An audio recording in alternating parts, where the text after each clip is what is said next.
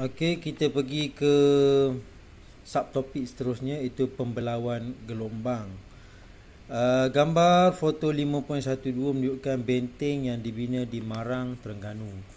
Apakah yang menyebabkan muka gelombang air laut di kawasan A dan B mempunyai bentuk yang berlainan? Jadi kamu dapat tengoklah dalam gambar ni, dalam buku teks kamu. Di bahagian A nya kamu nampak gelombangnya kan? Dan di B kelihatan lebih tenang lah kan. Jadi bentuknya sebenarnya berlain kan. Tak sama. Seperti mana kamu tengok A kan, dia macam gelombang satah, tapi bila mana dia dah melalui benteng tu, kamu dapat tengok dia macam tersebar kan, dia punya gelombang tu tersebar kan. Jadi kenapa ini berlaku kan? Kenapa gelombang tu dia tersebar kan? Ini macam gelombang dia satah itu, kalau tengok dia lalu kawasan B ni, dia macam tersebar. Okey, jadi pembelauan ni juga boleh kita faham dia sebagai penyebaran gelombang. Gelombang tu tersebar dan mempunyai, kalau kita tengok di situ, dia gelombangnya dari segi kita dapat tengok dia punya bentuknya agak berbeza lah kan. Bentuk macam mana pergerakan air tu agak berbeza. Okey, kenapa nanti kita akan bincangkan. Dan untuk pengetahuan kamu, pembelauan gelombang ni bukan sahaja berlaku pada gelombang air laut, tapi ia boleh juga pada cahaya dan juga bunyi. Okey, pada bab-bab yang akan datang kamu akan tengoklah bagaimana cahaya berlaku, pembelauan gelombang bunyi berlaku. Okey, dalam buku teks kamu ni akan kamu tengok adanya eksperimen, seperti mana gambar rajah inilah, adanya penjana gelombang, penggetar satah, kemudian ada penghalang, dan lepas tu apakah bentuknya gelombang yang akan terjadi. Okey, ini sekiranya kamu ditanya dalam soalan SPM ke, macam mana pembelauan gelombang, kamu nampak macam ni setting eksperimen dia, maka kamu tahulah ini adalah eksperimen pembelauan gelombang. Okey. Kemudian kita nak tengok apakah bentuk-bentuk kan gelombang yang terhasil apabila suatu gelombang melalui celah kan, melalui celah penghadang tu, apakah yang akan terjadi. Okey, pembelauan gelombang ialah penyebaran gelombang. Okey, pembelauan gelombang ni sebenarnya adalah penyebaran gelombang. Jadi gelombang tu kamu akan kelihatan dia tersebar kan. Kemudian apabila gelombang itu melalui dan juga merambat melalui satu celah atau tepi suatu penghadang, di mana dia lalu satu tepi penghadang, bentuk ataupun rambatannya akan berubah. Nanti kita akan tengok apa perubahan dia. Okey, ni ciri-ciri dia, ciri-ciri gelombang. Okey, apa bila mana sesuatu gelombang tu telah pun dibelaukan, disebarkan, apa jadi? Okey, panjang gelombang dia tiada perubahan. Maksudnya dari segi dia punya jarak antara satu gelombang dengan gelombang yang lain ni, puncak gelombang ni adalah sama. Yang ni sama je dengan yang ini, dia punya panjang gelombang dia kan. Okey, apa lagi? Okey, jadi bila mana kita dapati bahawa panjang gelombang dia sama, maka laju gelombang tu adalah tak berubah lah kan. Laju gelombang dia tak berubah, sama saja kan. Laju gelombang tetap sama. Frekuensi tiada perubahan. Jadi tiada perubahan kepada frekuensi sumber kepada frekuensi sumber. Jadi tiada perubahan lah dia punya frekuensi dia, jumlah bilangan gelombang dia sama saja kan. Okey.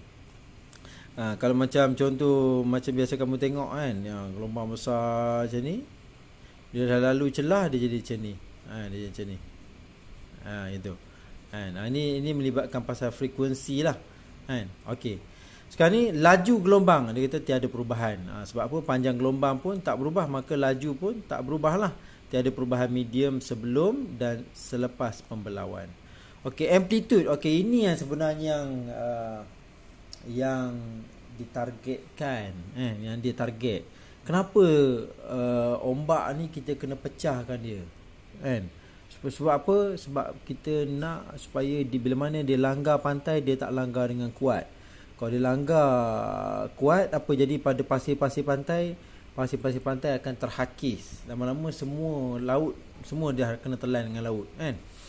Jadi tu tujuan dia sebenarnya. Bila mana kita buat satu penghadang, maka air laut tu yang melalui penghadang tu, gelombangnya dari segi amplitudenya akan berkurang, kan?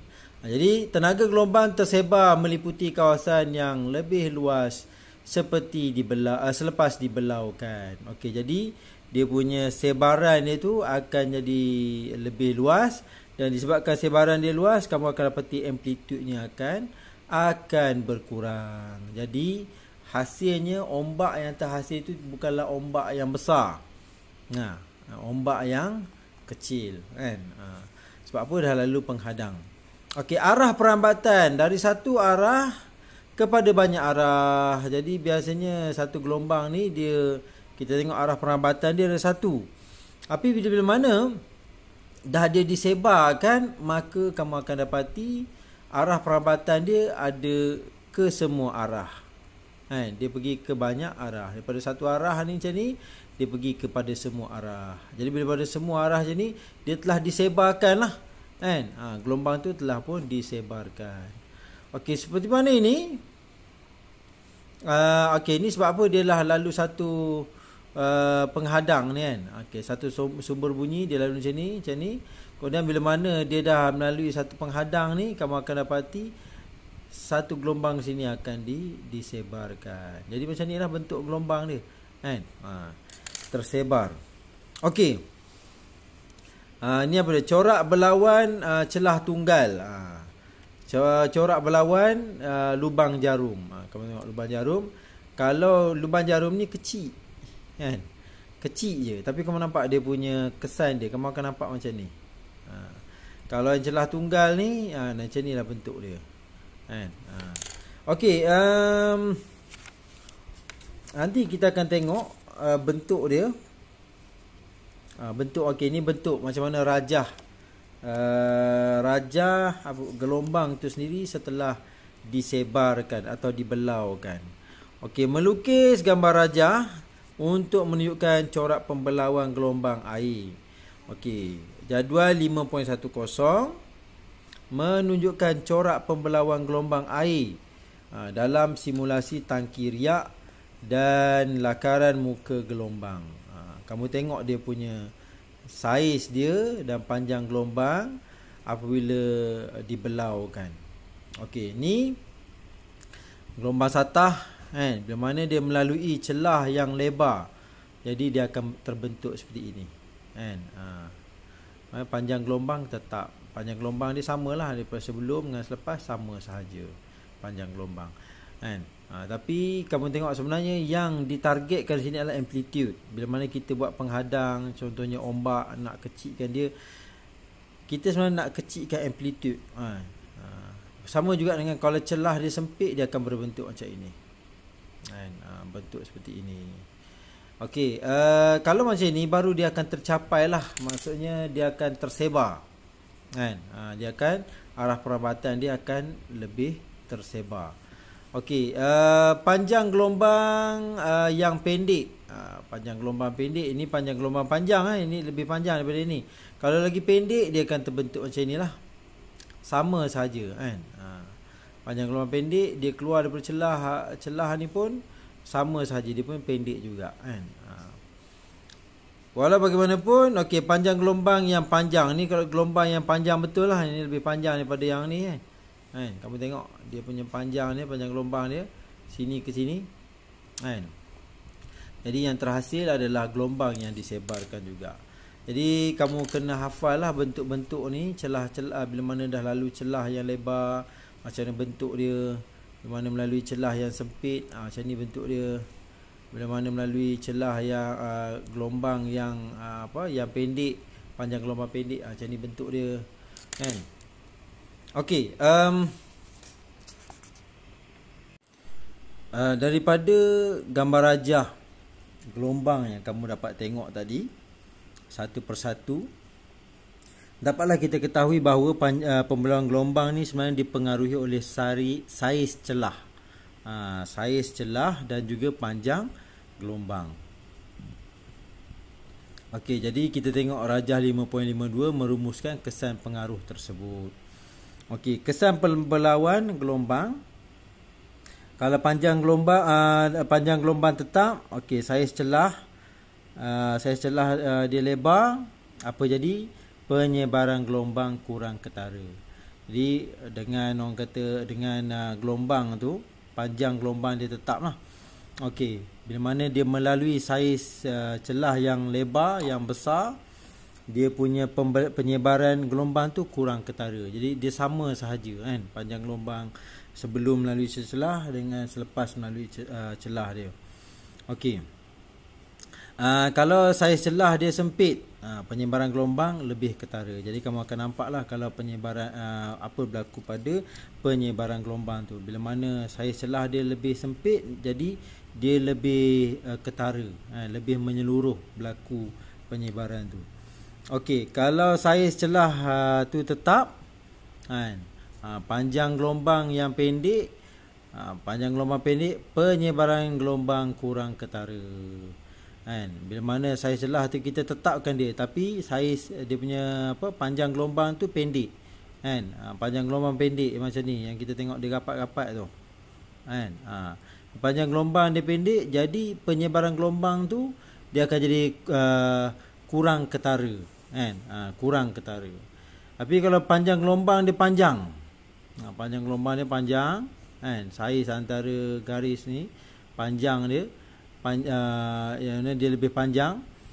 Bila mana dia melalui celah, kita akan nampak penyebaran dia tu akan lebih ketara. Okey, itulah yang dimaksudkan dengan ni yang kamu nampak ni kan. Ni gambar rajah ni penting gambar rajah ni untuk terangkan pada kamu. Okey, ni dia punya panjang gelombang dia pendek. Panjang gelombang dia pendek, dia melalui celah ni kamu akan dapati bahawa sama saja bentuk dia kan. Dan kurang ketara. Tapi bila mana panjang gelombang dia panjang ni, jarak antara garis yang cerah ni, ini panjang gelombang ni, jarak antara dua ni. Dan dia melalui celah ni, ni kita tetapkan celah dia, kita tetapkan. Okey, kamu akan dapati penyebaran dia tu lebih ketara. Begitulah juga dengan ini. Kalau macam kamu pakaikan celah dia lebih besar. Kalau ini celah dia sempit, ni celah dia besar. Jadi kamu akan dapati bahawa panjang dia punya gelombang dia tidak ketara, penyebaran dia tidak ketara kan. Tapi kalau macam ni, bentuk dia, kita kata penyebaran tu lebih ketara. Penyebaran gelombang tu lebih ketara. Okey, kita tengok pembelawan gelombang yang berlaku dalam kehidupan seharian kita. Rajah 5.53 menunjukkan contoh pembelawan gelombang air, cahaya dan juga bunyi. Kita pergi pada cahaya air terlebih dahulu. Okey, gelombang air. Pembelawan gelombang air melalui celah menghasilkan kawasan air tenang yang sesuai untuk persinggahan kapal dan aktiviti rekreasi air. Jadi, kamu nampak adanya benteng penahan sini. Ombak lalu dari sini kan dengan gelombang, di mana dia melalui celah sini, dia akan kamu akan dapatilah kawasan sini akan jadi lebih tenang. Sebab apa? Dia punya gelombangnya telah disebarkan ke arah yang banyak lah kan, bukan satu arah saja, banyak. Jadi amplitude dia akan dikurangkan kan.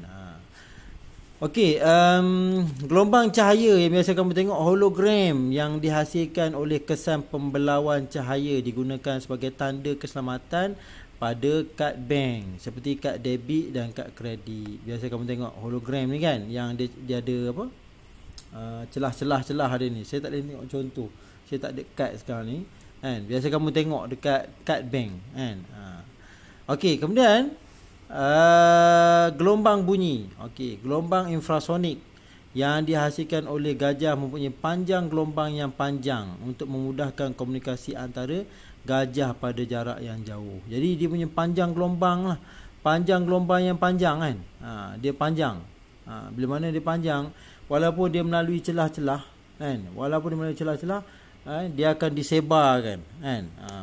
Macam ni lah kita tengok ini. Yang ni contoh dia kan. Nampak kan.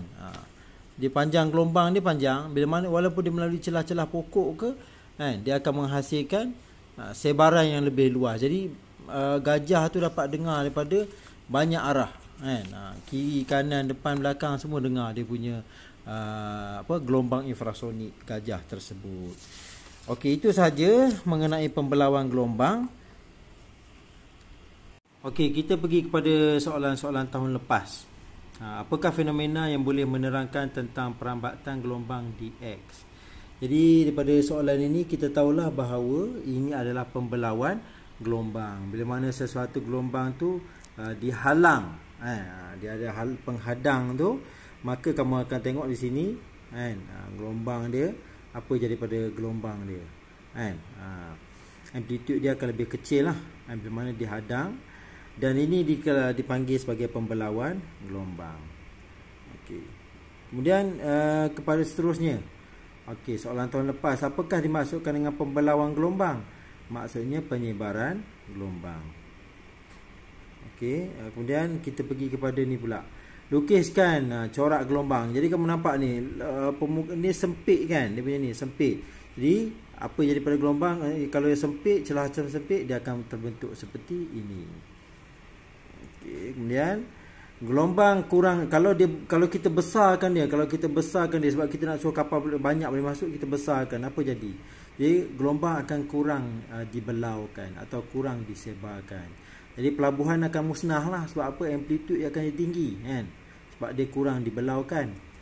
Okey, ini kita tengok lagi. Okey, ini soalan-soalan mengenai keadaan-keadaan di teluk, di tembok penahan bercerun, apa jadi bila mana adanya penghadang-penghadang. Okey, saya harap kamu dah faham mengenai belauan gelombang ni.